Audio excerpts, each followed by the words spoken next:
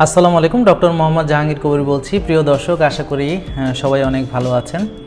এখন মাসেলের যে insulin resistance আছে সেটা তো আমরা লাইফস্টাইল দিয়ে কমাবো, কিন্তু এখানে এক্সারসাইজের একটা বিরাট বড় ভূমিকা আছে।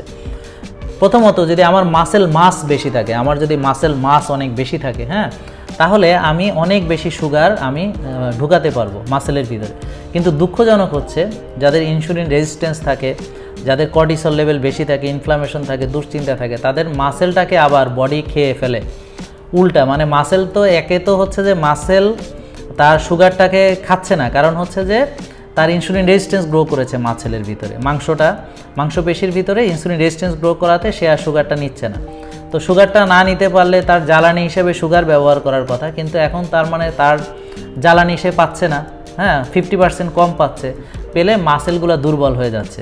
মাসেলগুলো প্রথমে হচ্ছে শক্তিহীন হয়ে যাচ্ছে, যার ফলে আমরা শক্তি পাচ্ছি না।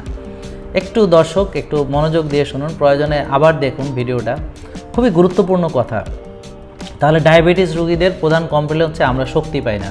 কারণ হচ্ছে যে মাসেল কিভাবে শক্তি পাবে, মাসেলের ভিতরে যে জ্বালানিটা আসার কথা, কারণ সে তো সুগার মেটাবলিজম দিয়ে চলছে, সে তো ফ্যাট মেটাবলিজম এখনও জানে না। ফ্যাট অ্যাডাপ্টেশন করে ফ্যাটকে জ্বালানি হিসেবে ব্যবহার করে তখন আমরা অল্টারনেট একটা ওয়ে আমরা বের করি। কিন্তু এখন যেটা হলো যে যেহেতু ইনসুলিনের কারণে বা ইনসুলিন বডিতে আর মানে গ্রহণ করছে না মাসেল, যার কারণে কী হচ্ছে, সুগার ইনটেকটা হচ্ছে না, মাসেল তার 50% এনার্জি এখন আর পাচ্ছে না। দেখেন মজার ব্যাপার। তো মাসেল যখন এনার্জি পাচ্ছে না, ব্রেন তখন বলতেছে আরও বেশি ইনসুলিন রিলিজ করো, আরও বেশি ইনসুলিন রিলিজ করো, আরও মনে হয় ইনসুলিন লাগবে। তো বডিতে হাইপার ইনসুলিনিমিয়া, ইনসুলিনের পরিমাণ বাড়ছে, কিন্তু তার যে কাজ সে করতে পারছে না। অপরদিকে কী হচ্ছে দেখেন, মাসেল মাসও দিন দিন কমতে থাকছে। এই জন্যে দেখবেন আমাদের অনেক রুগী আসে আমাদের কাছে এখন যে স্যার আমি তো শুকায় যাচ্ছে, আর তো শুকাতে চাই না, অনেক শুকিয়ে গেছে। আসলে কি ওর ভিতরের মাসেল মাসও ছিল না, মাসেল মাস ছিল না। কারণ কি, একে তো মাসেল শক্তিহীন, পাচ্ছে না শক্তি। অপরদিকে আমাদের যখন স্ট্রেস থাকে, বডিতে স্টেরয়েড বেশি আসে, স্ট্রেস হরমোনগুলো আসে, কর্টিসল যখন বেশি আসে, তখন আমরা কি করি, ওই কর্টিসলটা কি করে, তখন বডিতে তো তার কর্টিসলের কাজই হচ্ছে যে সুগার নিয়ে আসা। তো এখন সে যখন ওদিক থেকে সুগার আনতে পারে না, খাবারের মাধ্যমে যখন আর সুগারটা পায় না, তখন কি করে, সে মাসেল ব্রেকডাউন করে। আহারে, তো অর্থাৎ এই দেখবেন ডায়াবেটিস রোগী হাত পা চিকন হয়ে যায়, শুকনা হয়ে যায়, পেটটা বড় থাকে। তো এই জন্যে দেখা যাচ্ছে যে তার যখন তাদেরকে ফ্যাট অ্যাডাপ্টেশন করে, উপরের ফ্যাটটা যখন বার্ন হয়ে যায়, তখন তার আসল কঙ্কালটা বেরিয়ে পড়ে। তাহলে এখানে দুইভাবে এফেক্টেড হচ্ছে, একটু মনোযোগ দিয়ে শুনলে বুঝতে পারেন। এক হচ্ছে যে তার মাস কমে যাচ্ছে, মাসেল শক্তি পাচ্ছে না, এনার্জি পাচ্ছে না পর্যাপ্ত। আবার কি হচ্ছে, এই মাসেলটাকে বডি খেয়ে সে আবার সুগার তৈরি করতেছে, আবার ব্লাডে সুগার বেড়ে যাচ্ছে, দেখেন অবস্থা।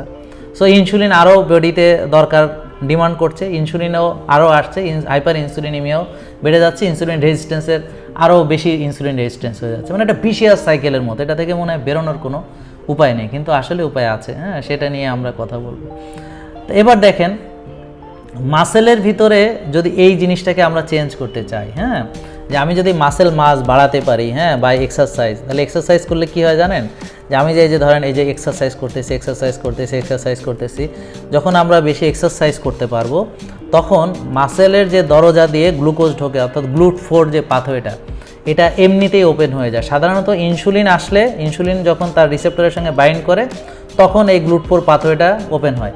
কিন্তু এক্সারসাইজ করলে, আমরা যদি বিশেষ করে হাই ইন্টেন্সিটি এক্সারসাইজগুলো করতে পারি, মাসেল বিল্ডিং এক্সারসাইজ, মাসেলের হিট করতে পারি, তাহলে এই মাসেলগুলো সব ওপেন হয়ে যায় এবং সরাসরি সুগারটা মাসেলের ভিতরে ঢুকতে পারে। আমার বডির প্রচুর মাসেল আছে, অনেক ধরনের মাসেল। তো অনেকে বলে স্যার আমরা ডায়াবেটিস রোগী, আমরা হাঁটলে তো অল্প কিছু মাসেল কাজ করে, কিন্তু আপনি যখন বিভিন্ন মানে ঘাড়ের ব্যায়াম, এই যে গলার, এই যে এখানকার কাঁধের, তারপরে এই যে হাতের বিভিন্ন মাসেল, বুকের মাসেল, পিঠের মাসেল, পেটের মাসেল, ব্যাক মাসেল, থাইয়ের মাসেল, কাফ মাসেল, সব ধরনের মাসেলকে ইনভলভ করে যখন আপনি এক্সারসাইজটা করবেন, তখন সবগুলা মাসেলের দরজা খুলে যাবে এবং সুগারটা, রক্তের যে সুগারটা সরাসরি মাসেলের ভিতর ঢুকতে পারবে। তাহলে ইনসুলিন যদি কাজ নাও করে, ইনসুলিনের সাহায্য ছাড়াও এই মাসেলের ভিতর আপনি সুগারটাকে ঢুকাতে পারবেন। যার কারণে আমরা বলছি যে এক্সারসাইজ এটা একটা ওষুধ, মানে এক্সারসাইজ যে মেডিসিন, এই মেডিসিনের মাধ্যমে আমরা এই কি করব, সুগারটাকে ইনসুলিনের সাহায্য ছাড়াই মাসেলের ভিতর আমরা ঢুকাতে পারি। তাহলে দেখছেন যে বিনা পয়সার একটা ওষুধ, হ্যাঁ, কোনো টাকা লাগে না, কিন্তু এটার উপকারিতা আমি যদি 2 বেলা 1 ঘন্টা করে এইভাবে এক্সারসাইজ করতে পারি সব মাসেলগুলোকে ইনভলভ করে, তাতে কি হবে যে মাসেলের যে ইনসুলিন রেজিস্ট্যান্স সেটা থাকার সত্ত্বেও মাসেলের ভিতরে সুগার ঢুকবে, এনার্জি পাবে, আপনি শক্তি পাবেন, মাসেল বাল্ব বাড়বে, মাসেল বাল্ব যত বাড়বে তত সে বেশি সুগারটাকে তার ভিতরে নিয়ে নিতে পারবে এবং আপনার সুগার কনজাম্পশনটা তার বাড়বে। আমরা প্রায়শই ডায়াবেটিস রোগী